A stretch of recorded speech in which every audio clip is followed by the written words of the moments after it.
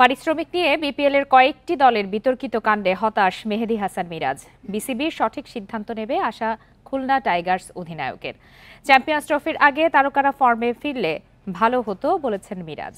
BPL এর বিষয়ে আরো বিস্তারিত কথা বলতে এই মুহূর্তে বার্তা কক্ষ থেকে যোগ দিয়েছেন সহকর্মী মোহাম্মদ নাজিম। নাজিম, বিপিএল এ এবার তো বেশ অনেক কিছুই ঘটছে, অন্যান্য বারও ঘটে, কিন্তু এবার আসলে কি কি ঘটেছে যা আগে কখনো ঘটেনি? না, এটা আসলে আপনার সবচাইতে বড় একটা ইস্যু, সেটা হচ্ছে যে পেমেন্ট ইস্যুটা নিয়ে এখন কিন্তু সর্বস্তর আলোচনা হচ্ছে।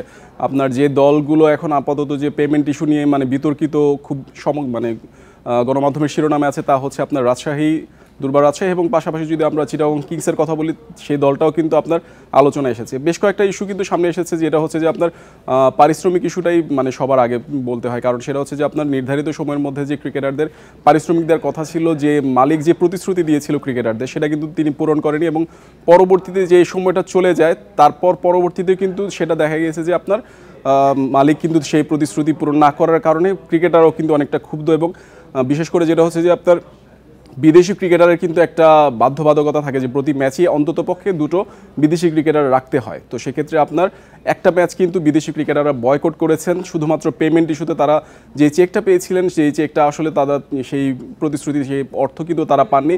তার কারণে কিন্তু তারা একটা ম্যাচ বয়কটও করেছিলেন। শুধুমাত্র সেই একটা ম্যাচে কিন্তু শুধুমাত্র লোকাল ক্রিকেটারকে দিয়ে আপনার রাজশাহী ম্যাচ পরিচালনা করেছিল, এবং সেটা কিন্তু বিপিএল ইতিহাসে সবচাইতে লজ্জাজনক একটা ঘটনা ছিল। মোহাম্মদ নাজিম, আমি এই জায়গাটায় আপনাকে থামে একটু জানতে চাই যে বিদেশি ক্রিকেটারদের এই যে বয়কটের কথা, পারিশ্রমিক না পেয়ে, সেক্ষেত্রে আসলে কি ধরনের বার্তা যাচ্ছে দেশের বাইরে সেটি জানাবেন, এবং এই ফ্র্যাঞ্চাইজি লিগ কি পরবর্তীতে বা ভবিষ্যতে মুখ থুবড়ে পড়বে কিনা?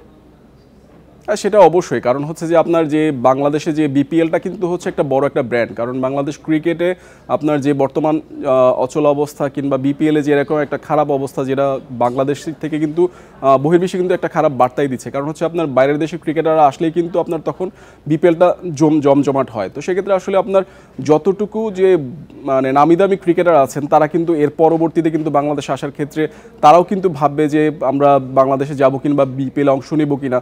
কারণ আপনার ক্রিকেটাররা তো মূলত হচ্ছে আপনার পারিশ্রমিক যদি না পায়, তখন কিন্তু তারাও দ্বিধান্বিত হয়ে থাকে, চিন্তা ভাবনা করে যে অনেক ক্রিকেটারই কিন্তু আপনার এর মধ্যে অভিযোগ তুলেছে। বিদেশি ক্রিকেটারদের কথাও যদি বলি, চিটাগং কিংসে আপনার খাজা নাফে এবং আফগানিস্তানের একজন ক্রিকেটারও পারিশ্রমিক না পাওয়ার যে তারা একটা অভিযোগ তুলেছেন, এবং পাশাপাশি দেশ থেকে তারা যে দেশে ফিরে যাবেন তাদের দেশে, সেই বিমানের টিকিটটাও কিন্তু তাদেরকে দেওয়া হচ্ছে না। তো এইসব বিষয় নিয়ে আসলে বলতে গেলে আপনার বিপিএলটা কিন্তু সবচাইতে বেশি কলুষিত হয়েছে। বেশ কয়েকটা নতুন ফ্র্যাঞ্চাইজি যারা এসেছেন, তারা কিন্তু প্রতিশ্রুতি দিয়েছেন যে টাকা পরিশোধের ব্যাপারে, তারা কিন্তু সেই ব্যাপারটা কিন্তু খামখেয়ালি বলতে গেলে তাদেরকে এই খামখেয়ালি কারণে কিন্তু বাংলাদেশ ক্রিকেটটাও কিন্তু ক্ষতিগ্রস্তই হচ্ছে। কারণ বহির্বিশ্বে কিন্তু আপনার পরবর্তীতে এই নিয়ে নিউজ হচ্ছে, এবং যে নিউজের কারণে তারা কিন্তু জানতে পারছে যে আসলে বাংলাদেশের ক্রিকেটে যে দুরবস্থা আছে, কিংবা বিপিএলের যে এরকম একটা নিম্নমানের একটা পর্যালোচনা কিংবা ব্যবস্থা চলছে, সেটা কিন্তু তারা এখন অনেকটাই জেনে গেছে। এবং মোহাম্মদ নাজিম, একটু জানতে চাই যে আপনার নিশ্চয়ই মনে থাকবে শুরুর দিকের বিপিএল এ যেরকম আপনি কিছুক্ষণ আগেও বলছিলেন যে বিদেশি প্লেয়াররা কিন্তু এখন আর